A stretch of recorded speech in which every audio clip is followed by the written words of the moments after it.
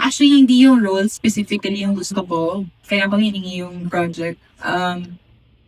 Medyo ilang taon ko nang inaawitan tong project na to kasi it's based on a Japanese series, Pure Soul, pero may isa ba siyang adaptation.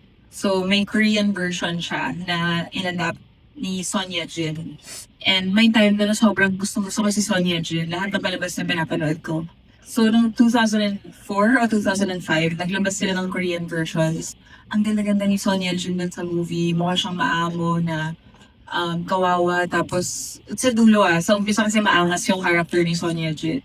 So, the title of that is A Moment to Remember. Tapos, nang panag ko siya sa aeroplano, iyak ko na iyak na ang bigat ng pelikula. Tapos sabi ko one day, if ever lang mangyari na ginawang Filipino, adaptation, mag-audition talaga ako or parang gagawin ko lahat para makuha tong project na to.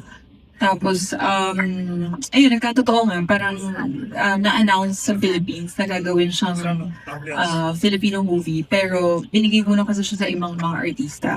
So, I think, I don't know kung sinusundan niyo yung mga balita about me and Carlo, but we've mentioned a few times, like in our previous interviews na we're not the first choice naman for this project and um, not even the second choice for this project. So napunta siya sa kung kani-kaninong artista.